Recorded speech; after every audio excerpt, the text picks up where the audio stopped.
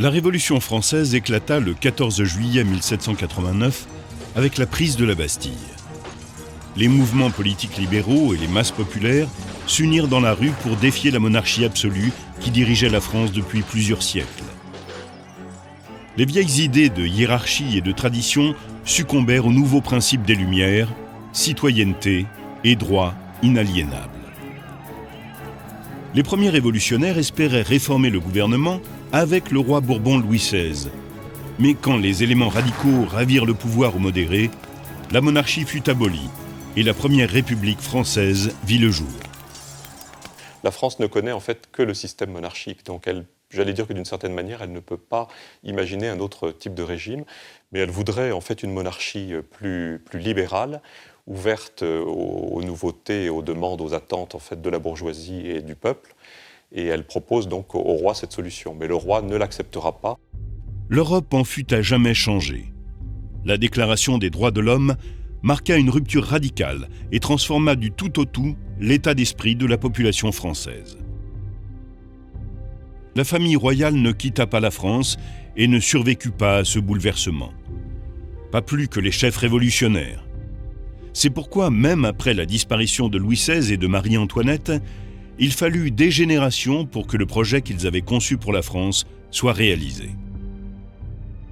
En fait, le chemin vers la démocratie s'avéra si rude que près de 35 ans après la naissance de la République, les Français restaurèrent la monarchie avec un héritier de la maison des Bourbons, Louis XVIII. Contrairement à son malheureux frère Louis XVI et à son neveu Louis XVII au destin tragique, Louis XVIII se trouva au bon endroit, au bon moment.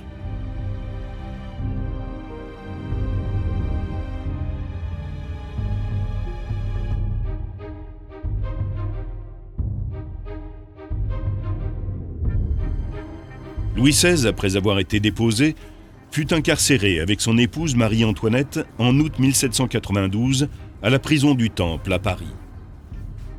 Il y avait aussi là, outre le roi et la reine, leur fille Marie-Thérèse Charlotte, Madame Royale, leur fils Louis-Charles, dauphin de France, et la plus jeune sœur du roi, Madame Élisabeth. Le roi fut bientôt accusé de trahison, puis déclaré coupable et condamné à mort le 21 janvier 1793.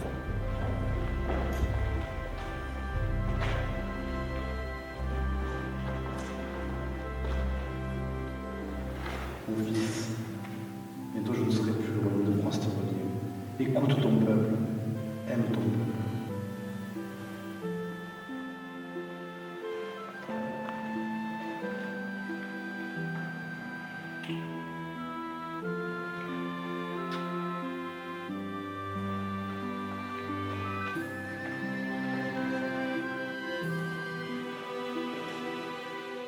Pour les royalistes de France et de l'étranger, et pour la plus grande partie de l'Europe, la mort de Louis XVI signifiait que le trône de France revenait à Louis-Charles, le dauphin, âgé de 8 ans. Selon la légitimité dynastique, il devait succéder à son père sous le nom de Louis XVII. Le plus jeune frère de Louis XVI, oncle de l'enfant, Louis Stanislas, comte de Provence, se déclara lui-même très vite régent de France. Bien sûr, tout cela n'était que des mots. Louis-Charles était emprisonné en tant qu'ennemi de la République et le comte de Provence, comme tous les émigrés, avait été déclaré traître. Selon les lois fondamentales du royaume, on ne peut pas choisir le roi de France. C'est la règle, le roi est mort, vive le roi. Il y a toujours un roi pour succéder à un roi et c'est toujours l'héritier mâle aîné. Et en l'occurrence, c'est le petit enfant qui est au temple, qui est prisonnier et qui ne peut pas régner, d'abord parce que c'est la Révolution, ensuite parce qu'il est prisonnier, et troisième malheur, il est malade.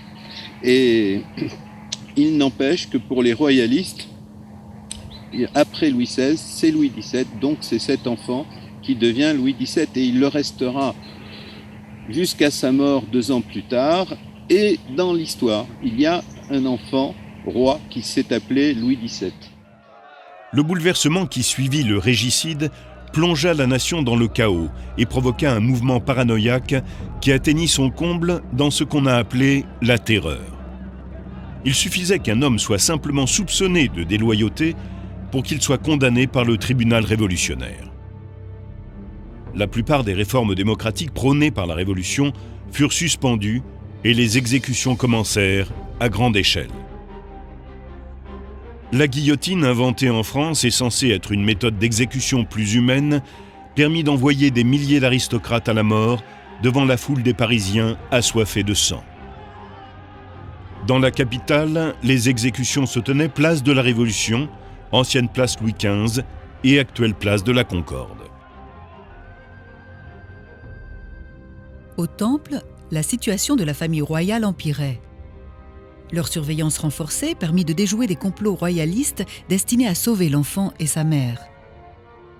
Louis-Charles, qui représentait une menace pour la Révolution, fut confié à un couple de gardiens.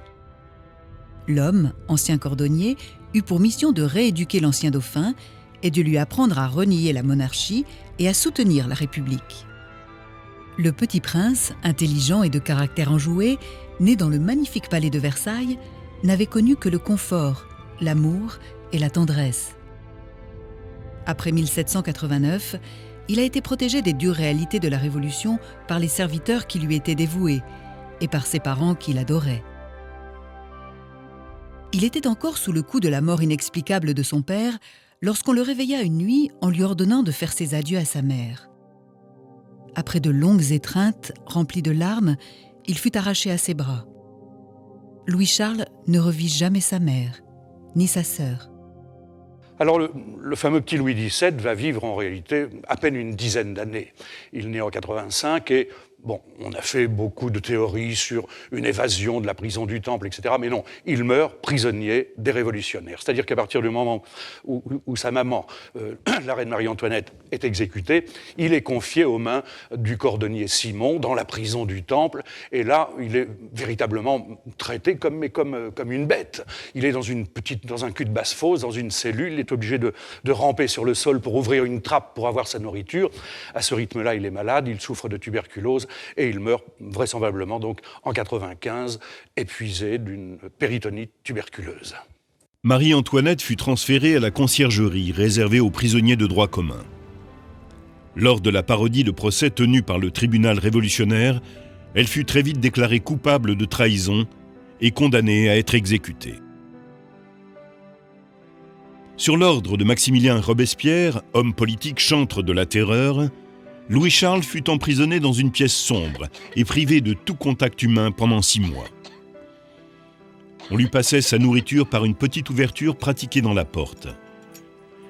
Il fallut attendre que Robespierre soit renversé et devienne lui-même victime de la terreur pour que le gouvernement en place soit informé du traitement honteux qui était réservé au petit dauphin dans la prison du Temple. Après avoir été plusieurs fois repoussé, une enquête fut diligentée sur les conditions de détention de l'enfant, et sa situation s'améliora. Mais il était trop tard. Il était mourant. Il avait été abusé et traité avec une extrême négligence. Et le petit prince, autrefois gai et en bonne santé, était devenu méconnaissable.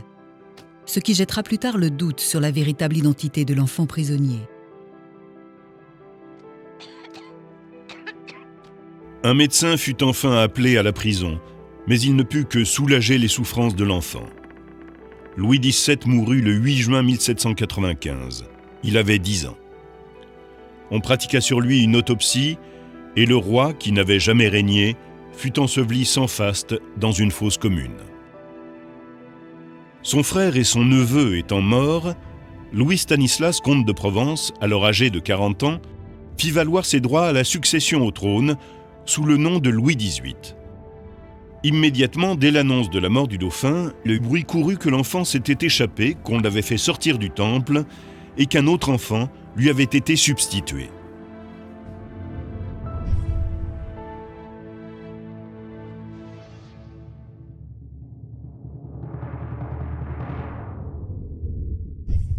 Louis Stanislas Xavier, qui reçut à sa naissance le titre de comte de Provence, naquit en 1755 au château de Versailles. Il était le fils de Louis, dauphin de France, seul fils survivant du roi Louis XV, qui ne vécut pas assez longtemps pour succéder à son père. Mais on se souvient de lui comme le père de 3 rois, Louis XVI, Louis XVIII et Charles X. Au moment de sa naissance, Louis Stanislas était le 4e dans l'ordre de la succession au trône. En effet, il était le 3e d'une fratrie de 4 garçons et 2 filles. Ses frères aînés étaient Louis-Joseph et Louis-Auguste, et son cadet, Charles-Philippe. Il avait également 2 sœurs, la princesse Clotilde et la princesse Élisabeth. Après la mort de son frère aîné et de son père, Louis-Auguste devint dauphin de France. 1 an plus tard, il épousa la charmante archiduchesse d'Autriche Marie-Antoinette. Quant à lui, Louis Stanislas épousa une princesse de Savoie peu séduisante et ennuyeuse. On rapporte qu'il la trouvait si repoussante qu'ils n'eurent jamais d'enfant. À la mort de son grand-père, Louis XV, en 1774, Louis-Auguste lui succéda sous le nom de Louis XVI, et Louis Stanislas devint le suivant dans la succession au trône. Il adopta un style de vie paisible et sédentaire. Il ne partageait pas la passion des Bourbons pour la chasse. À cause de ses passe-temps favoris, nourriture et lecture, il grossit énormément, si bien que plus tard il fallut que ses serviteurs le portent de nuit dans les escaliers. Au cours des débats précédant la Révolution, Louis Stanislas n'était partisan que d'une modeste réforme des impôts. Au premier signe de révolte, au début de 1789, il pressa le roi hésitant à user de la force contre le coup d'État qui se préparait. Quand les violences éclatèrent à Paris, Louis Stanislas décida de rester à Versailles et encouragea le roi à faire de même. Son frère, Charles, comte d'Artois, plus conservateur, quitta la France avec son épouse et ses enfants et établit sa résidence, comme bien d'autres courtisans, à Turin. Alors pendant la Révolution, dès le 14 juillet, tout le monde s'en va. Le 15 juillet, toute l'aristocratie, les Polignac, etc., et même le comte d'Artois, c'est-à-dire le frère cadet, le Benjamin, de Louis XVI, le plus petit dans la fratrie, tout le monde s'en va, file à l'étranger, on émigre. Or, le second, le comte de Provence, le frère cadet de Louis XVI, lui reste à Paris, reste dans son palais du Luxembourg, parce que, alors pourquoi ? Pour 2 raisons, parce qu'il a plus de cran peut-être que les autres, mais aussi vraisemblablement parce qu'il a une idée derrière la tête, parce qu'il se dit, mon frère le roi est en très mauvaise posture, il est vraisemblable que je sois appelé à le remplacer. Et on sait même qu'il serait à l'origine d'une conspiration, la conspiration du marquis de Favras, pour éloigner Louis XVI du trône et pouvoir ainsi devenir roi de France. Quand la famille royale se trouva forcée de déménager à Paris, au palais des Tuileries, Provence et son épouse s'établirent au palais du Luxembourg. Ils dînaient régulièrement avec le roi et la reine jusqu'à leur fuite à l'issue malheureuse en 1791.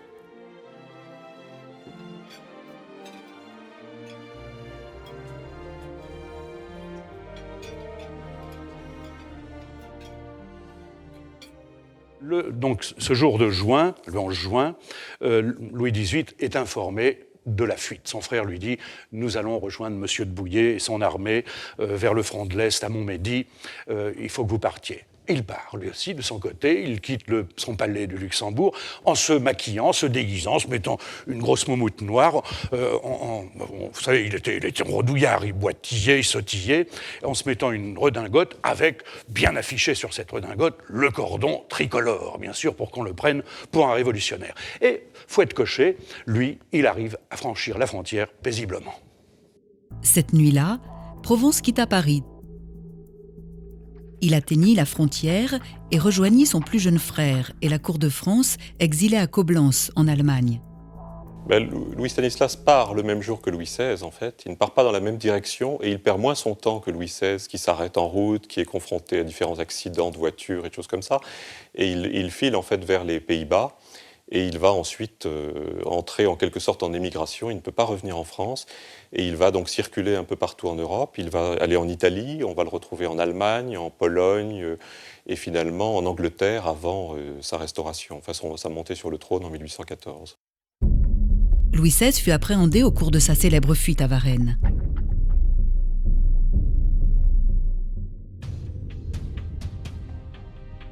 Il fut ramené sous escorte à Paris, où il fut bientôt proclamé roi des Français. Et la monarchie constitutionnelle fut établie officiellement.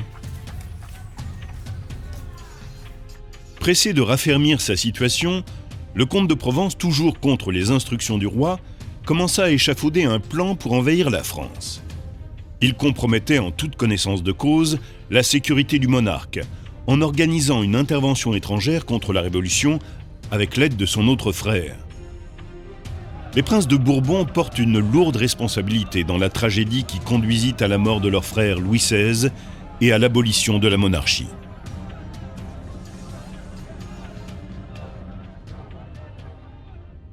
Les autres nations d'Europe furent d'abord satisfaites de voir la France aux prises avec des luttes politiques internes. Mais quand la famille royale fut emprisonnée au Temple, tous les monarques virent dans la Révolution une menace qui pouvait également s'abattre sur eux. Les intérêts des nations étaient en jeu. Tout était prêt pour qu'une guerre éclate. Galvanisé par ses succès sur les champs de bataille, le gouvernement français proclama officiellement la fin de la monarchie et l'avènement de la République. Les princes d'Europe restèrent pétrifiés à la nouvelle de la mort de Louis XVI. Le roi et la reine ayant disparu, la colère du peuple s'abattit sur l'unique cible qui lui restait, le dauphin. On fit endosser à cet enfant innocent et sans défense la responsabilité des longues guerres inutiles, du luxe de la cour et des politiques répressives. Louis-Charles devint la victime la plus lamentable de la Révolution. À la mort de son neveu, l'ambitieux comte de Provence, qui était à sa naissance 4e dans l'ordre de succession au trône, devint le prétendant légitime au titre de roi de France. Mais ces années d'exil ne faisaient que commencer. Le pays n'était pas prêt à retrouver un roi, et encore moins un souverain de la lignée des Bourbons.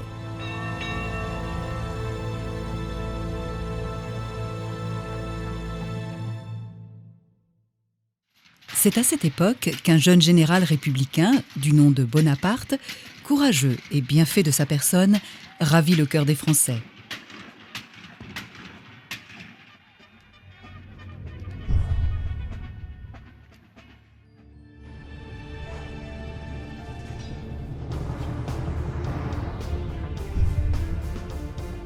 Il ne fallut que 3 ans à la Révolution pour atteindre son but. Les premiers révolutionnaires abolirent les privilèges de classe et confièrent la souveraineté au peuple. Ils comptaient sur le temps pour améliorer la Constitution et pour acquérir une meilleure expérience politique. Mais 10 ans plus tard, la France était encore plongée dans des conflits tant intérieurs qu'extérieurs. Les querelles de factions et la guerre contre les puissances étrangères retardaient la construction tangible des objectifs révolutionnaires. La population commençait à réclamer de pouvoir vivre dans la paix. Le pays était sur le point d'aborder une nouvelle période. Les ambitions de 3 dynasties rivales, les Bourbons, les Orléans et les Bonaparte, désireuses d'occuper le trône de France, allaient plonger le pays dans un cycle interminable de révolutions, de campagnes militaires et d'élections. Eh bien, on a d'une part les forces de l'ancienne monarchie, les monarchistes, en fait légitimistes, qui sont partis, qui ont quitté la France avec la Révolution, qui sont en émigration et qui sont très actifs pour effectivement essayer de reprendre le pouvoir et de remettre un Bourbon sur le trône. Et puis on a aussi des tendances en France républicaines qui essaient d'installer un régime nouveau. On a le choix entre plusieurs personnages à l'époque et c'est finalement Bonaparte qui emportera le morceau. Le premier à initier ce changement est Napoléon Bonaparte, un jeune général corse, très populaire, qui sut profiter des opportunités offertes par la Révolution française. Son instinct lui souffle que la population est prête, afin de retrouver la stabilité, à sacrifier sa liberté et la démocratie pour laquelle elle s'est battue et à accepter que les rênes du gouvernement soient aux mains d'un homme fort.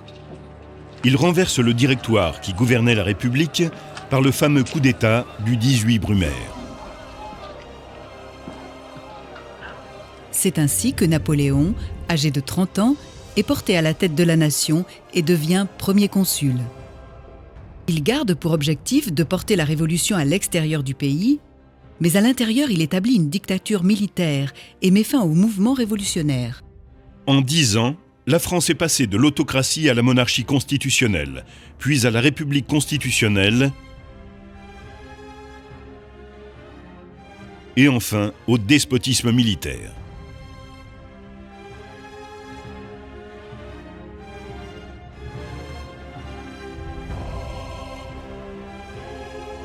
Louis Stanislas continue à agir en tant que Louis XVIII. Son exil se prolonge et ses déclarations sur son mode de gouvernement tendent de plus en plus vers le libéralisme. Louis XVIII n'a pas d'enfant, mais son frère a 2 fils qui ont grandi en exil et sont des héritiers présomptifs du trône de France. Pour consolider la puissance de sa famille, Louis XVIII convainc sa nièce, Marie-Thérèse, fille de Louis XVI, d'épouser son cousin Louis-Antoine, duc d'Angoulême. Et il persuade le jeune couple de venir vivre auprès de lui. Marie-Thérèse est la seule survivante de la prison du Temple. Louis XVIII a négocié sa libération peu après l'achèvement de la Terreur. En échange de prisonniers français, elle avait été envoyée à Vienne dans la famille de sa mère. Louis trompe sa nièce en lui disant que les dernières volontés de ses parents étaient de la voir mariée à son cousin. Louis XVIII quitte l'Allemagne pour l'Italie, puis est chassé vers l'Est, en Russie. Grâce à la générosité du tsar Paul Ier, il rebâtit avec sa famille élargie une cour au style de vie aussi luxueux que celui de Versailles, dans le palais de Mytho, en Lettonie. Mais en 1801, le tsar annule la pension qu'il versait aux exilés et les chasse. Ils trouvent alors refuge auprès de la reine de Prusse.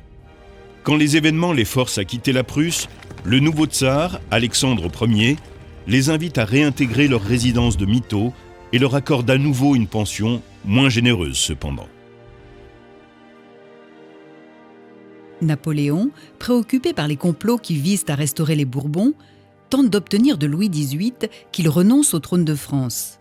Eh bien, quand il entend en effet qu'il y a un petit général qui semble vraiment être efficace, vigoureux, intelligent, qui s'est emparé de Toulon alors que la ville de Toulon s'était livrée aux Anglais, eh bien, il lui fait savoir, il lui passe un courrier à Bonaparte.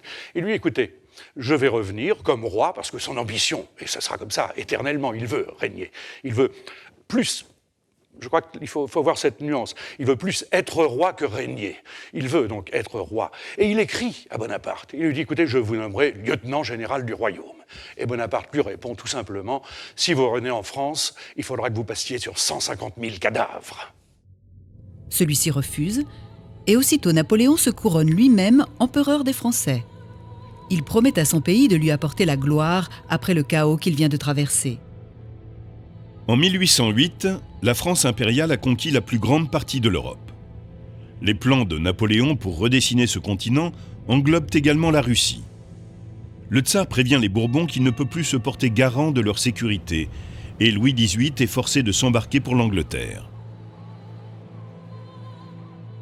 De nouveau dépendants des faveurs de l'étranger, les exilés s'installent à Hartwell House, dans le comté de Buckingham, où résident déjà plus d'une centaine de courtisans.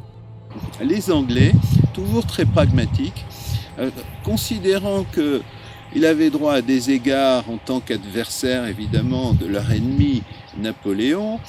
Il avait en tant qu'héritier aussi du trône de France.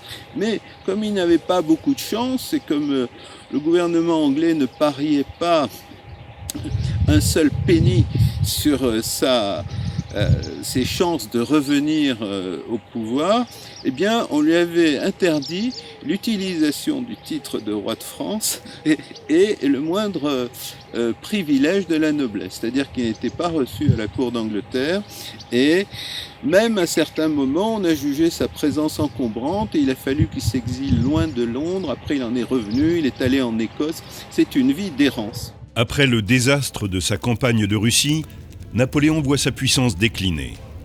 Ses ambitions lui ont valu de nombreux ennemis et ont soumis à rude épreuve les finances du pays. Il est vaincu en avril 1814, quand une coalition d'armées européennes s'empare de Paris. Napoléon est forcé d'abdiquer et envoyé en exil sur l'île d'Elbe, dans l'archipel toscan. Lorsque la chute de Napoléon, on envisage différentes solutions. Certains pensent que le régime pourrait être rétabli qu'on pourrait retrouver un régime impérial avec le fils de l'empereur, le roi de Rome. mais c'est finalement d'autres poussent pour la République. Ça, c'est une des constantes de l'histoire de France tout au long du XIXe siècle. Mais la République fait toujours peur, parce que la République, c'est la Révolution. Donc l'anarchie, donc on est toujours très inquiet de ça, et notamment dans les pays voisins.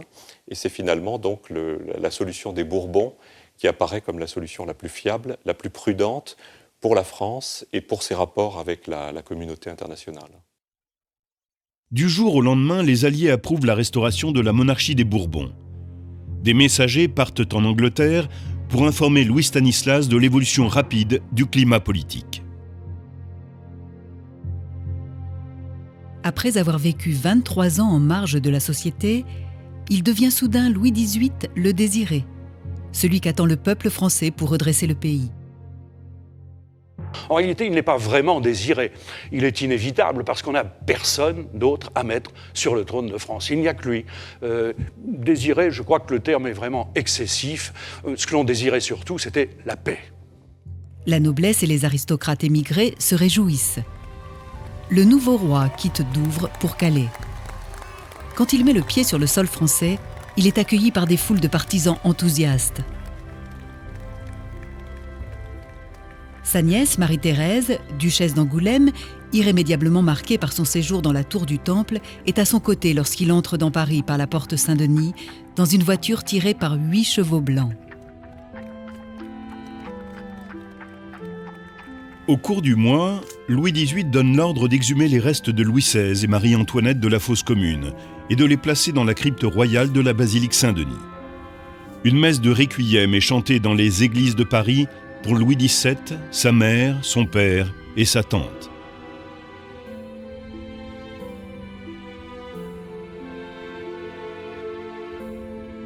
L'émotion est grande.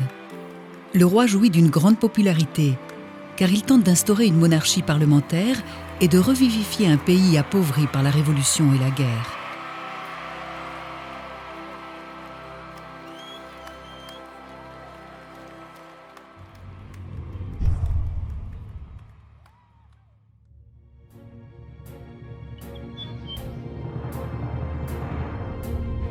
Après ces 25 années où la France a connu la Révolution puis l'Empire, quelle est la nature exacte de la Restauration ? Va-t-elle pérenniser l'autoritarisme impérial ou ramener l'absolutisme de l'Ancien Régime ? Louis XVIII est un réaliste. Nous sommes au XIXe siècle. La restauration des Bourbons est une période comme la France n'en a encore jamais connue. Les idées politiques que le roi caressait dans sa jeunesse ne sont plus de mise. Il veut oublier les transgressions du passé et embrasser l'avenir. La Révolution lui a appris qu'il ne suffisait pas d'être un héritier légitime. Il doit aussi se soucier de la vie quotidienne de ses sujets qui espèrent, après avoir connu les ambitions napoléoniennes, pouvoir vivre dans la paix et la prospérité. Louis XVIII pense être l'homme qui pourra y parvenir. Le règne de Louis XVIII reflète son désir d'être un monarque modéré. Bien qu'il hésite sur de nombreuses questions, Louis ne doute jamais de sa légitimité. Dans tous les domaines, il montre qu'il est le roi. Il se fait connaître par la grandeur, le luxe et les cérémonies de sa cour, par son attitude royale, ses manières paisibles, l'attention qu'il porte à sa famille et la crainte qu'il peut inspirer. Louis montre également une grande confiance, mais il n'est pas certain qu'il la ressente profondément, dans le fait que le temps est venu pour une politique de modération.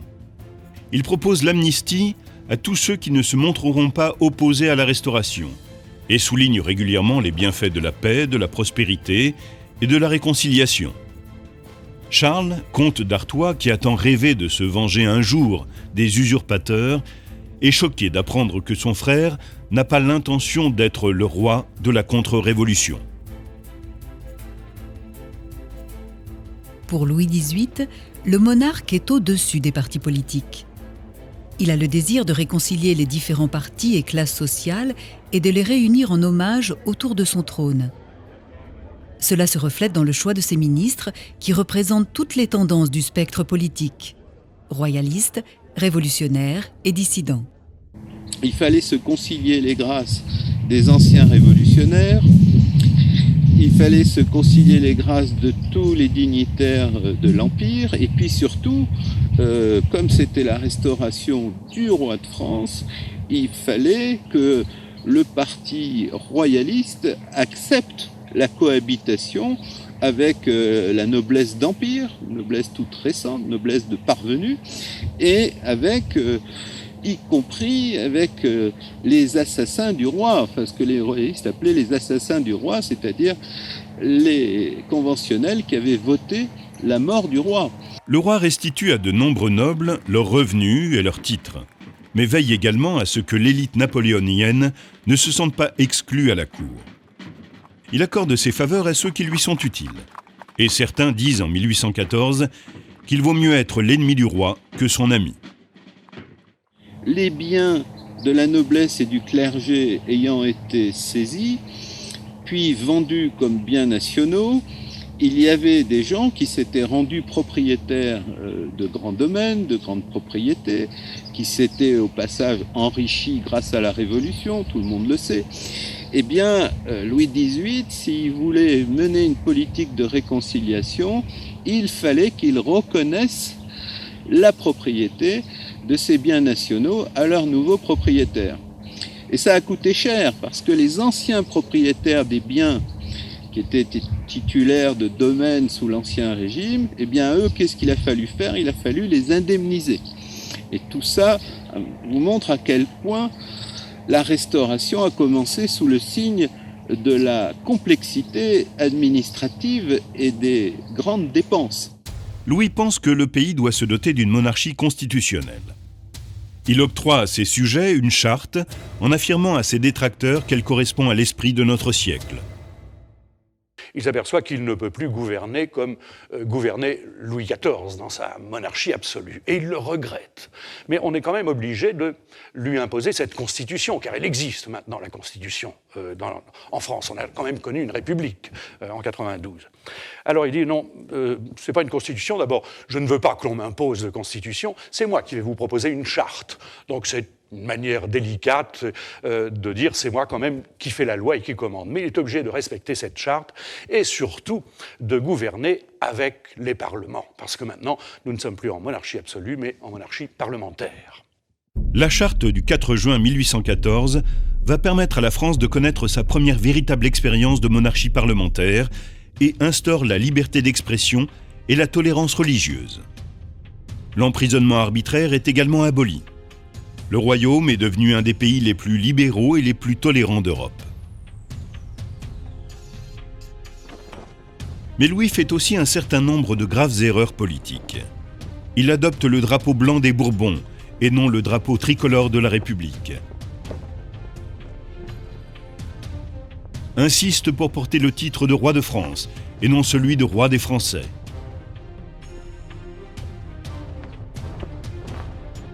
Il commémore chaque année la mort de Louis XVI et de Marie-Antoinette et ne parvient pas à abolir un impôt particulièrement impopulaire. L'armée est toujours bonapartiste et pourtant Louis ne prend aucune mesure pour la réformer. Cette négligence va avoir des conséquences extrêmement graves pour lui.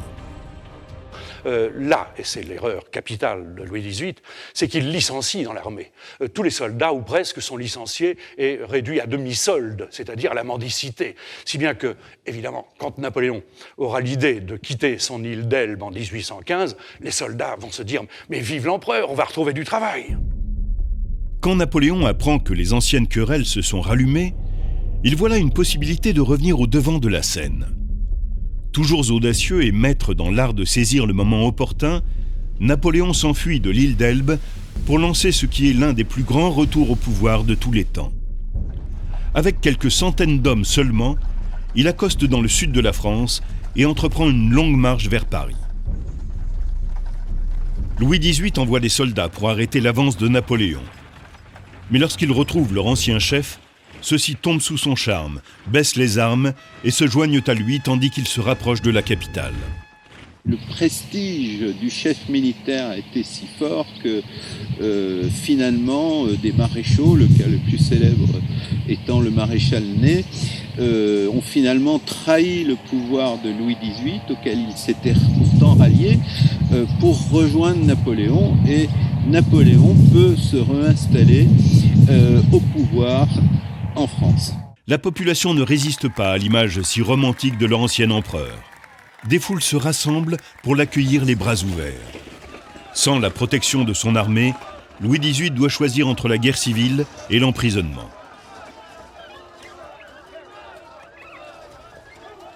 Il fuit de nouveau la France, permettant ainsi à Napoléon, porté par l'enthousiasme populaire, de reprendre le pouvoir.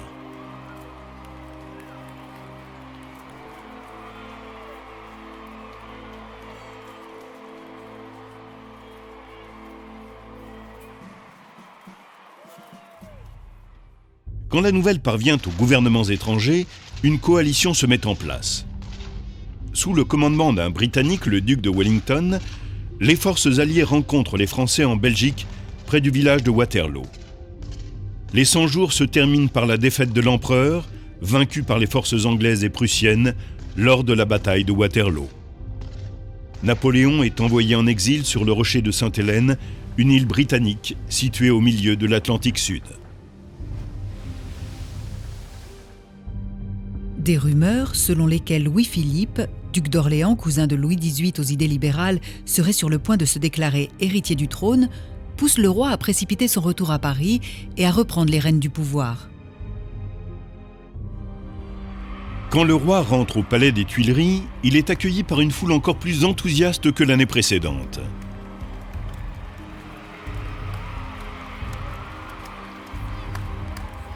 Mais il ne retrouvera pas au cours de cette seconde restauration l'aura qui l'entourait lors de la première.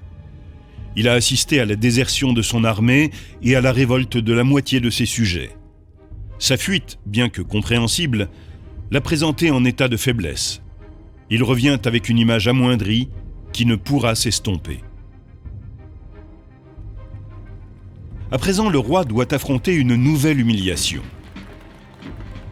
Les Alliés lui imposent un traité qui l'oblige à entretenir pendant 5 ans des forces étrangères d'occupation,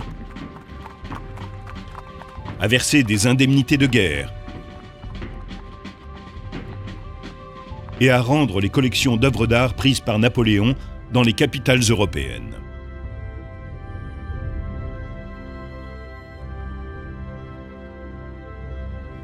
Ses ministres faisant pression sur lui pour qu'il accorde une promotion à certains traîtres ralliés à Bonaparte et pour qu'il révise la Constitution, le roi abandonne la plupart de ses devoirs à son Conseil des ministres. Des rumeurs à propos de la survie du dauphin Louis XVII, l'enfant du Temple, refont surface. Ces questions, restées sans réponse, entraînent des doutes sur la légitimité de Louis XVIII. Mais celui-ci résiste à la tempête. Il tient bon face aux pressions réactionnaires de sa famille et confirme sa volonté d'instaurer une autorité exécutive, une constitution libérale et un gouvernement centriste. Pour prévenir d'éventuelles tentatives de renversement, il réforme et développe la garde royale et fait placer de grosses sommes d'argent dans une banque en Angleterre. Ceux qui ont trahi le roi pour Napoléon n'ont pas d'autre choix que de s'opposer au gouvernement des Bourbons. Cependant, les menaces et trahisons à l'encontre de Louis XVIII lors du bref retour de Napoléon ont renforcé chez beaucoup de sujets un fervent sentiment royaliste. Le roi est devenu sujet d'idolâtrie. Louis XVIII adopte un style très formel, entrecoupé de brefs moments de familiarité. Il montre un grand respect, sans doute accentué par son exil, pour l'argent et la propriété. Il rassemble autour de lui une cour raffinée et entretient une garde aux allures flamboyantes afin que ses sujets aient une haute opinion de lui.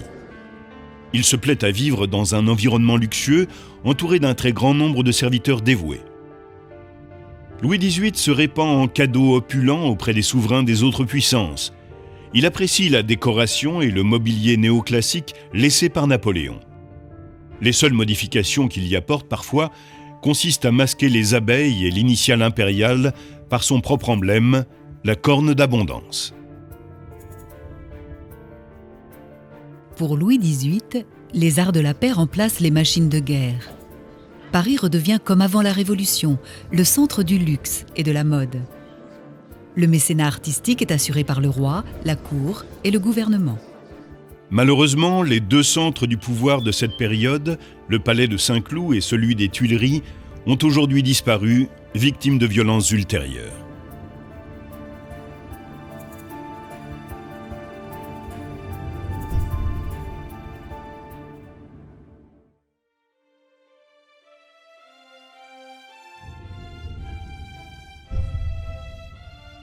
Louis XVIII, en mauvaise santé depuis des années, commence à décliner au printemps 1824. Il souffre d'obésité, de gouttes, d'artériosclérose généralisée, et la gangrène gagne son corps obèse et impotent. Louis XVIII pouvait peser quelque chose comme 130 kilos. On le surnommait le podagre ou le goutteux. Il était dans un... Bon, c'est sa faute aussi, parce qu'il ne pouvait pas s'empêcher d'être vorace. Il avalait 3 poulets, il buvait 2 bouteilles de Bourgogne dès qu'il avait l'occasion. Donc, il mangeait comme un goinfre. Il était devenu énorme, ventripotent, souffreteux. Vous savez que quand on lui enlevait ses bottes à la fin de sa vie, on enlevait également des morceaux de peau, des morceaux de chair à l'intérieur des bottes, tellement il était gangréné. On ne pouvait plus lui parler. Il était ravagé par la gangrène, il était puant, si je puis dire, il sentait très mauvais, il fallait le fuir, et ça a été vraiment la caricature du règne finissant, c'est-à-dire avec un roi qui s'en allait, il perdait un œil, il a perdu complètement ses jambes, il y avait des membres qui se détachaient, la gangrène l'avait complètement ravagé, et l'esprit était toujours là, il était le roi de France, il voulait rester sur un trône qui était en fait un fauteuil roulant. Il meurt le 16 septembre 1824, à l'âge de 68 ans, après avoir régné pendant près de 10 ans. Il est enterré en la basilique Saint-Denis, dernière demeure des rois de France. Louis XVIII est le dernier des souverains français à s'éteindre au cours de son règne.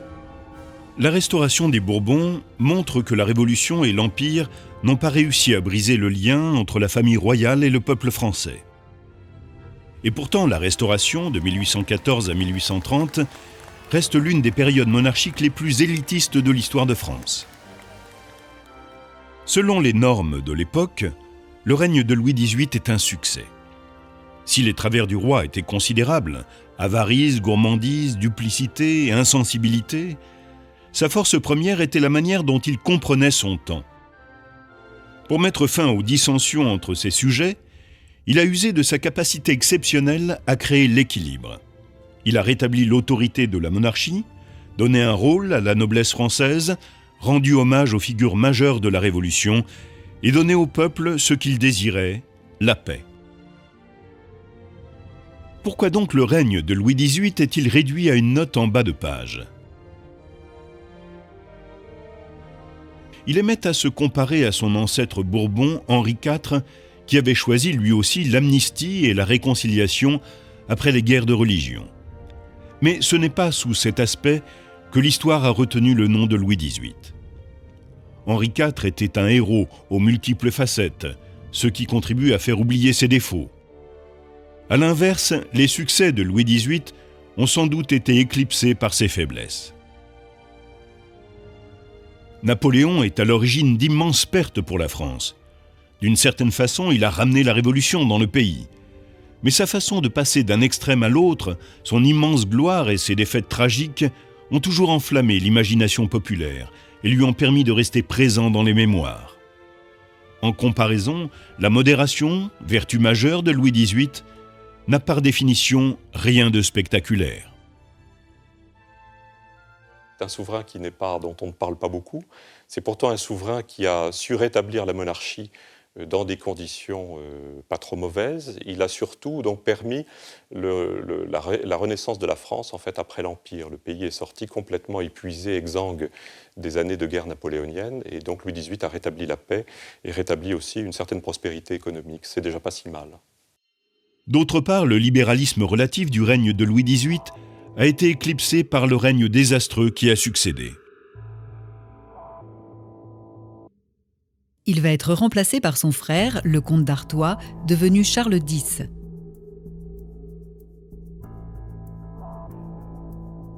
Celui-ci, avec les membres du parti ultra, ont toujours été partisans d'accorder davantage de pouvoir aux souverains et à l'Église. Comme Louis XVIII l'avait prédit, il ne fallut pas longtemps avant qu'il ne suscite le mécontentement général. Ce gouvernement conservateur tentera d'introduire des mesures qui ne rappelaient que trop l'ancien régime honni. Charles X, il a supprimé énormément de libertés que Louis XVIII avait autorisées. Et donc, cette continuation de Louis XVIII, Charles X, aboutit en fait à une nouvelle révolution. Le visage modéré de la Restauration disparaissant, la classe moyenne va se révolter dans un soulèvement populaire connu sous le nom de Révolution de Juillet.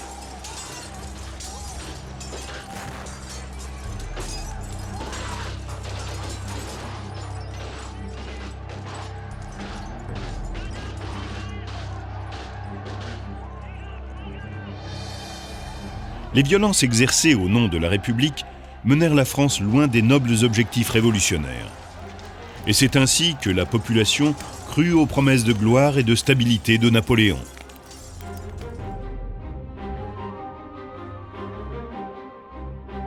Celui-ci entreprit certaines réformes administratives et judiciaires nécessaires, mais son ambition militaire le poussa dans des conquêtes sans fin.